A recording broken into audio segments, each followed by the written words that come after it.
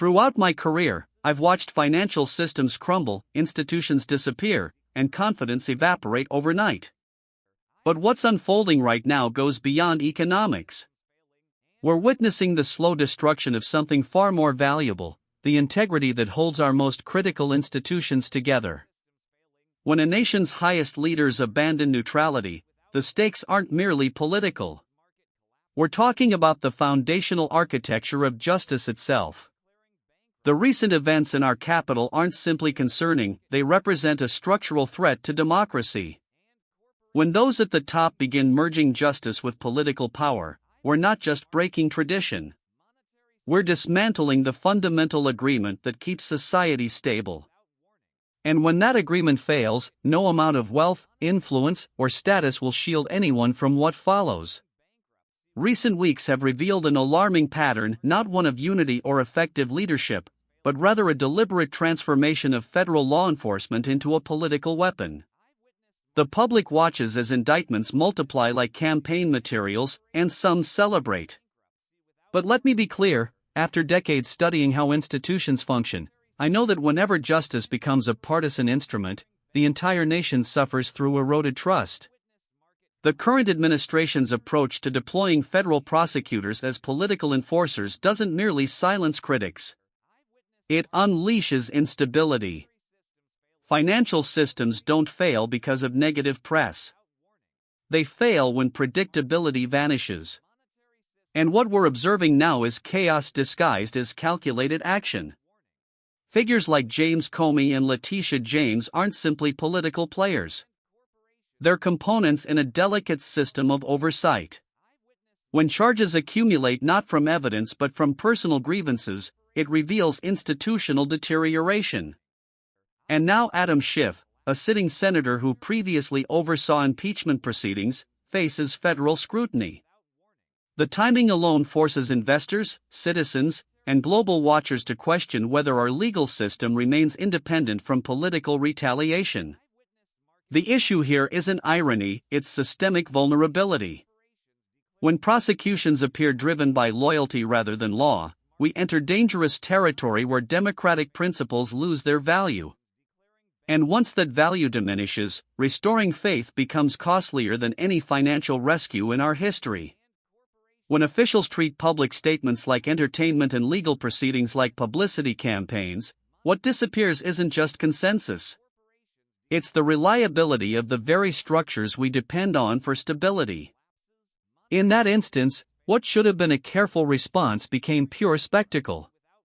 A president launching unfiltered accusations during live broadcasts isn't strong leadership. It's unpredictability incarnate. Financial markets struggle to price erratic behavior, and legal systems fare no better. What I witnessed wasn't a simple miscalculation. It was a conscious effort to obscure accountability. And each time that occurs, every observing citizen quietly adjusts their expectations of justice.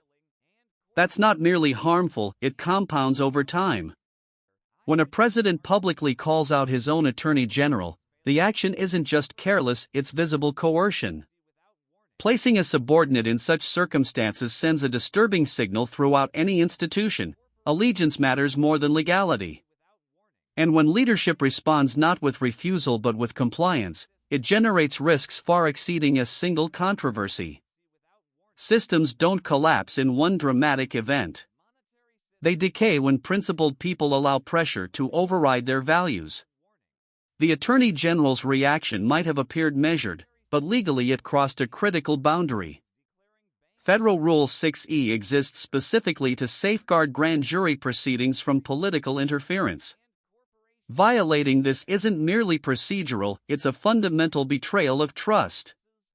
And trust, once compromised at this magnitude, doesn't just undermine one investigation. It establishes precedent. It communicates to future administrations that circumventing rules is acceptable when done with sufficient confidence. That's not legal exposure. That's institutional contamination. When leadership grows comfortable bending regulations publicly, even democracy's most committed supporters will start protecting themselves. When an attorney general violates confidentiality on camera, it reveals more than legal problems. It signals the collapse of institutional discipline. In any organization, from a small enterprise to an entire nation, success requires consistent, quiet adherence to established rules. When those charged with protecting the system begin undermining it internally, we're not facing a scandal. We're witnessing a fundamental change in how government operates. The fact that internal legal advisors reportedly found inadequate grounds for charges, yet the machinery of accusation continues running, tells you everything about current motivations. And when incentives reward theater over substance, everyone should be alarmed. Behind closed doors, when pressure replaces proper procedure, the result isn't just poor outcomes, it's irreversible harm. Any prosecutor worthy of their oath understands that political influence contaminates rather than catalyzes justice. If you're pursuing prosecution with a predetermined target and unclear evidence, you're no longer seeking justice. You're corrupting it. And that corruption extends far beyond courtrooms. It infiltrates investor confidence, civic engagement, and international perception. In business, I've always maintained you can't create lasting value through manipulated numbers. The same applies to institutions. Weaponizing legal systems might deliver short-term victories, but the long-term price gets paid in societal trust. And that's a currency we cannot afford to debase. When leadership justifies extreme actions by framing them as restoring balance, I grow concerned. Not because fairness lacks importance, but because we've witnessed this justification before, often in systems where justice served the ruler, not the law. If you're replacing experienced prosecutors with loyalists, you're not reforming. You're restructuring governance for personal advantage. In commerce, we call that a hostile acquisition. In government, it's far more serious. It fundamentally alters the rules of engagement. The moment institutional knowledge gets purged for political obedience, the system becomes brittle. And brittleness in governance doesn't fail gradually. It collapses abruptly, taking confidence with it. Once justice becomes skewed by personal resentment, you're no longer leading a republic, you're managing revenge. And revenge doesn't conclude with truth. It ends with widespread casualties. When elected representatives begin weaponizing the legal apparatus to settle political scores, they undermine what gives institutions legitimacy, impartiality. Schiff's reaction may be passionate, but he's correct that authoritarianism often starts not with violence, but with the quiet acceptance of politicized law. In finance, we constantly evaluate risk-adjusted returns. In governance, we should measure power-adjusted restraint.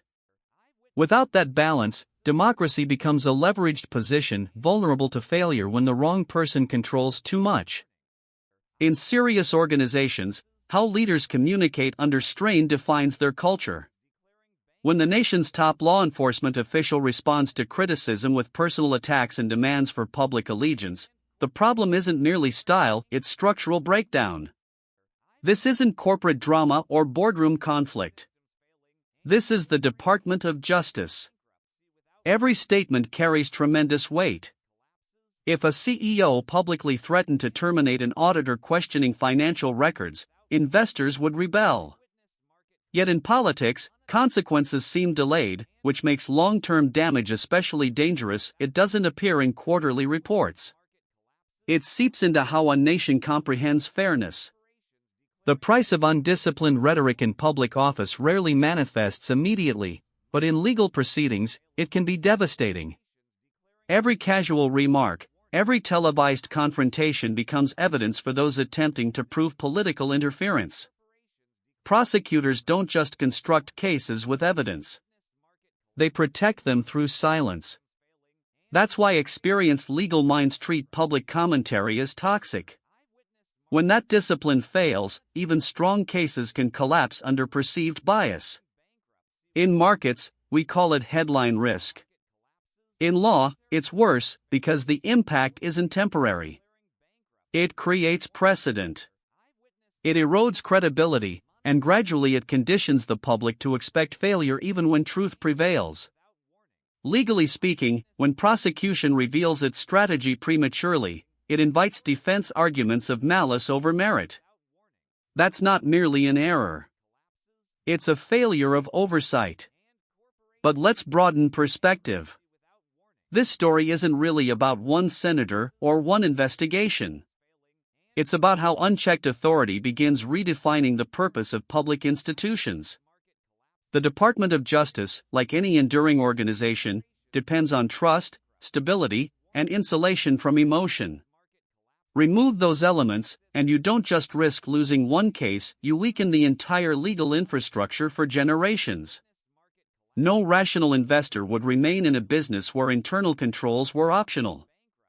The same principle should govern how we lead.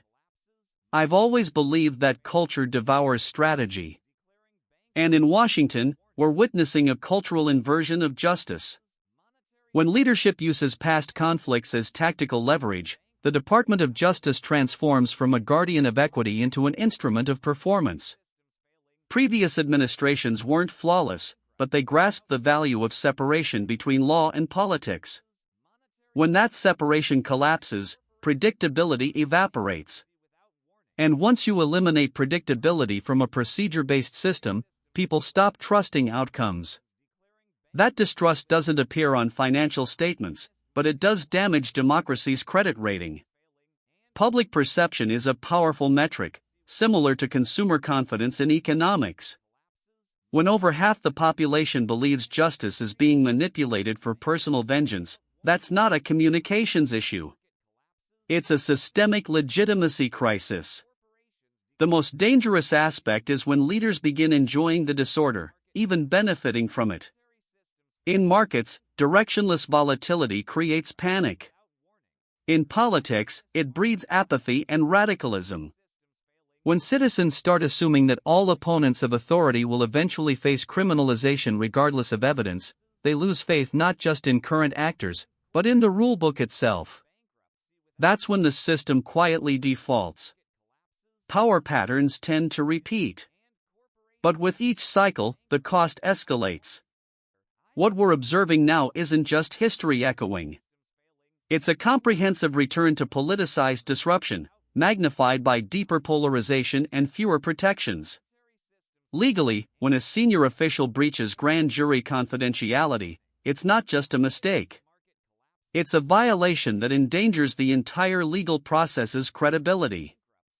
And in today's climate, one broken seal doesn't just compromise a case. It questions every ongoing investigation's integrity. In markets, we call this contagion risk. In law, it breeds pervasive doubt. And once doubt establishes itself, it rarely resolves cleanly. In leadership, loyalty has expiration dates, particularly when based not on shared principles but shared convenience. This administration's history demonstrates exactly how temporary that loyalty proves. Once an ally becomes a burden, they're discarded. And when politics gets treated like portfolio management, dumping underperforming assets rather than correcting fundamentals, what remains is churn, not governance. Pam Bondi's current role mirrors others who believed loyalty would shield them. But systems constructed on utility rather than trust eventually exhaust willing participants. That's when talent departs, morale declines, and decisions become reactive rather than rational. Remove the headlines, and what's left is a warning about what happens when spectacle overtakes structure. You have a president pressuring an attorney general to target a political opponent, a justice official compromising legal standards on national television, and a senator defending himself in the court of public opinion. That's not governance. It's institutional performance art. And while the drama may captivate, the consequences are tangible. Because when the American legal system becomes a battlefield for partisan revenge, the damage doesn't stop with those involved. It broadcasts to every courtroom, boardroom, and classroom that power speaks louder than principle. And once that message takes root, the repair work isn't just legal.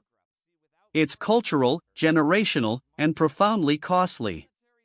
When a story begins fracturing under its own contradictions, consequences rarely stay confined. We're no longer assessing one misstep's aftermath.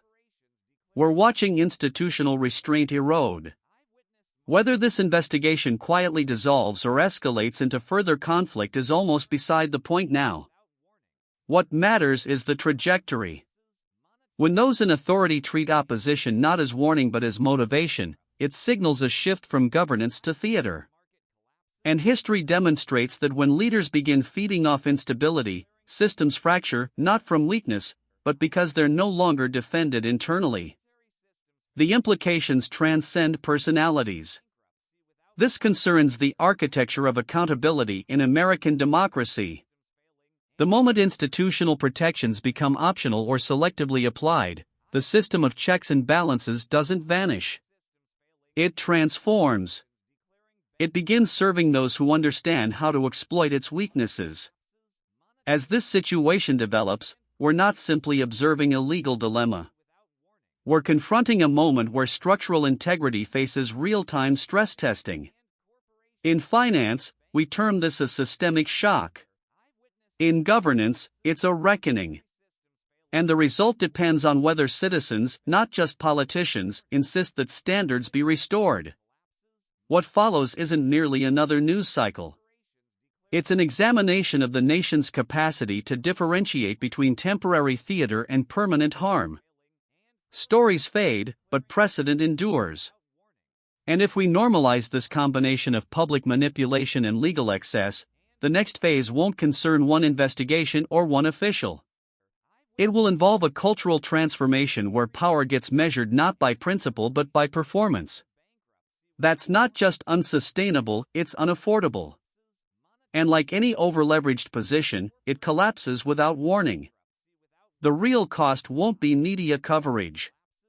It will be the trust we forfeit and the time required to rebuild it.